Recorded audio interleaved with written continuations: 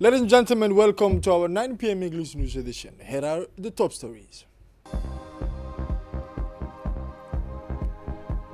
Signing of the annual work plan between the National Agency for the Protection of Human Rights and the UNDP. And for the international news, a new breath of fresh air for the US-Saudi strategic partnership, Donald Trump's visit to Riyadh.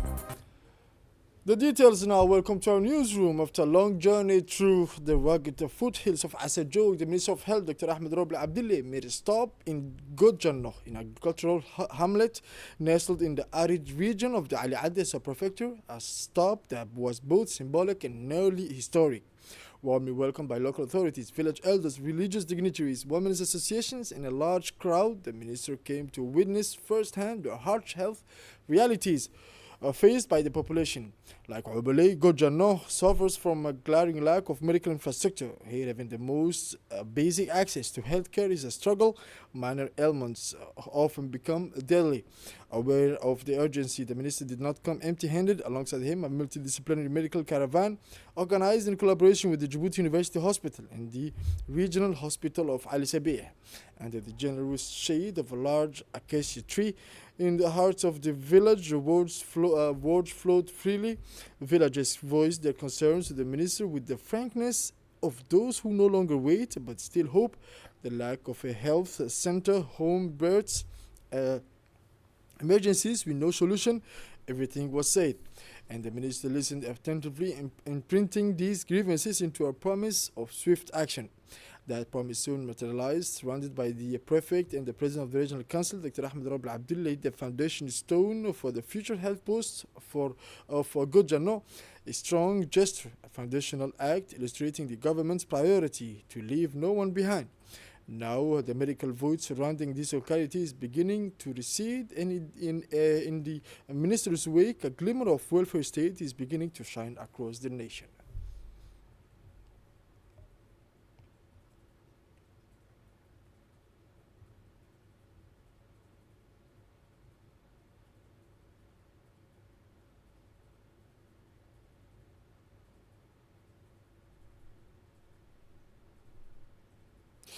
The prefect of the Ali Sabih region took the opportunity to highlight the various government-led development projects currently underway, particularly those aimed at revitalizing the local economy and improving living conditions. He also underscored the vital role played by the community in advancing agricultural initiatives, stressing that the sustainable progress depends on the active involvement and ownership of local populations. The Minister of Health once again expresses deep gratitude and heartfelt congratulations to the community of Godjanno for the active involvement in the development of their locality.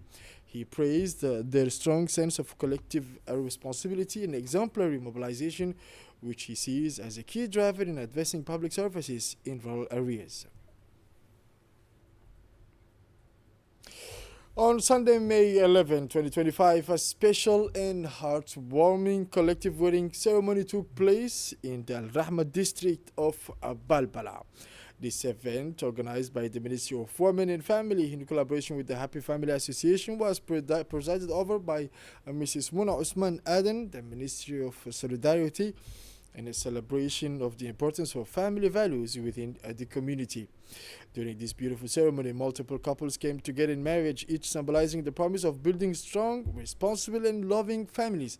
This initiative was particularly focused on improving access to marriage, especially for the youth who may face economic or social challenges.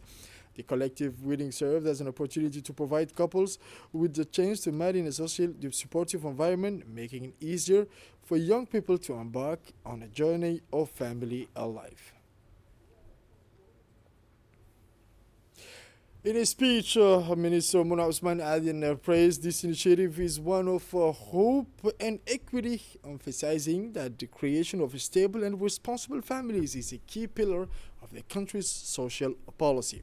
She also highlighted that this initiative aims to facilitate access to marriage, particularly for young people, and to promote the establishment of strong households, the foundation of social and economic fabric. Still, the Ministry of Women and Family organized an awareness workshop on female genital mutilation in Section 5 of the Common Laws. This workshop creatively illustrated the negative impacts of FGM and emphasized the importance of educating and protecting young girls from this harmful practice. Present at the event were the director of the child promotion from the Ministry of Women and Family, the head of the listening cell of the UNFD, officials from the Ministry of Women, as well as members of the local community of Section 5. These efforts are crucial in raising awareness and mobilizing local population in the fight against this harmful practice.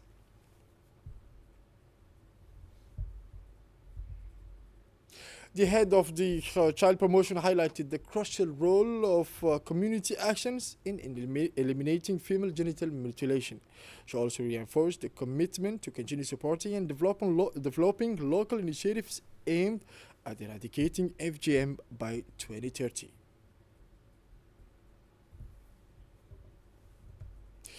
On Tuesday, May 13, 2025, today, the National Agency for Disabled Persons, (ANPH), hosted the official signing ceremony of the annual work plan in collaboration with the UNDP.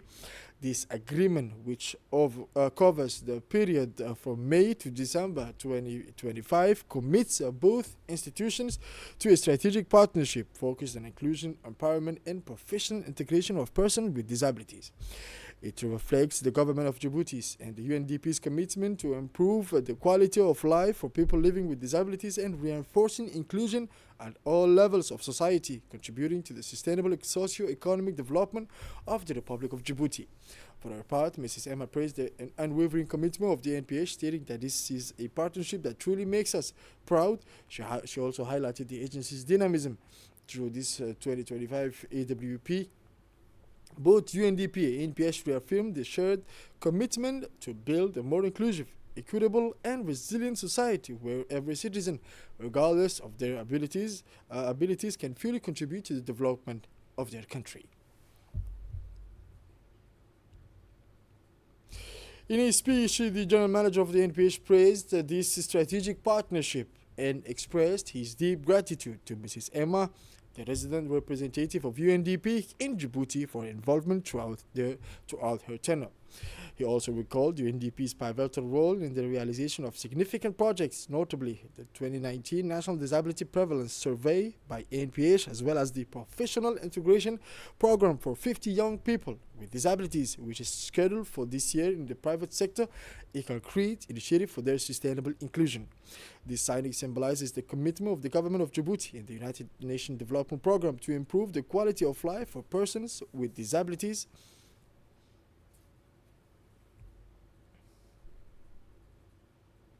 As part of the Micro, Small and Medium Enterprises Support Project implemented by the Center for Leadership and Entrepreneurship under the coordination of the Ministry of Digital Economy and Innovation, with support from the World Bank and funding from the European Union, an official certificate awarding ceremony took place today at the Clay Auditorium, led by Abdullah Ibrahim Omar, Secretary General of the Ministry.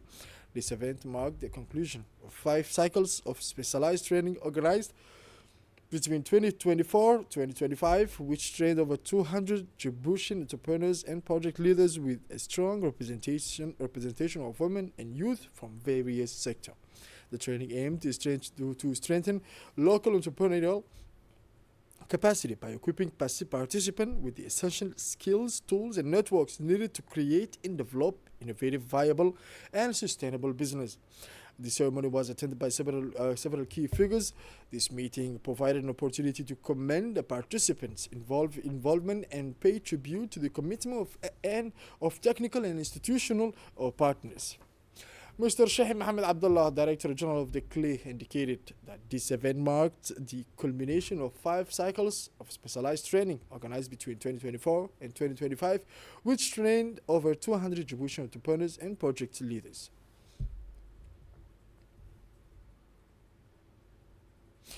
The Secretary General of the Ministry of Digital Economy emphasized that this meeting was an opportunity to acknowledge the involvement of the participants and pay tribute to the commitment of the technical and institutional partners. He congratulated all the participants and wish them good luck.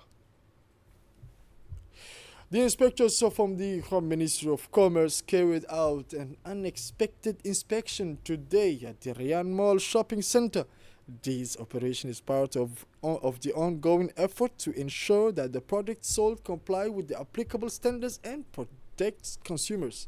The inspection primarily focused on checking the expiration date of food products and other items for sales.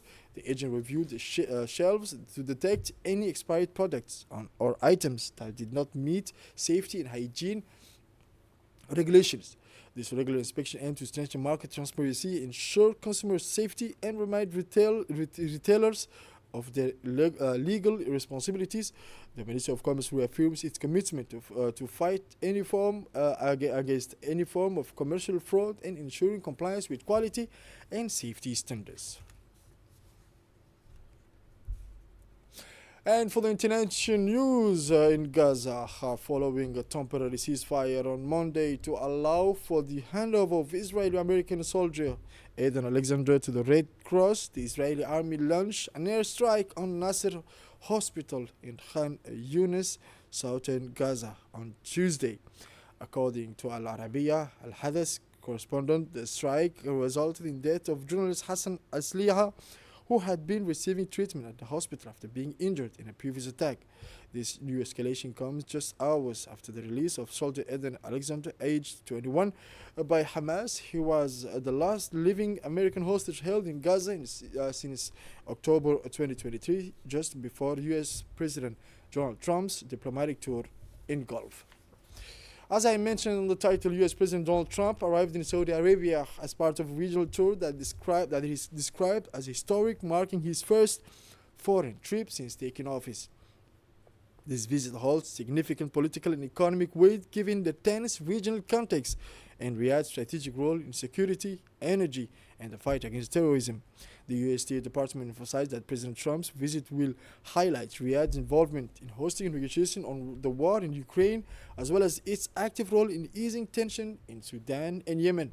Samuel Werberg, the State Department regional spokesperson, stated that the U.S. values Saudi initiative for political solution to conflicts, as well as their ongoing effort to secure global energy markets and contribute to regional stability, both regional and international diplomatic means. This is it for this 9 p.m. English News edition. Thank you for watching us. Stay tuned for more on RTD.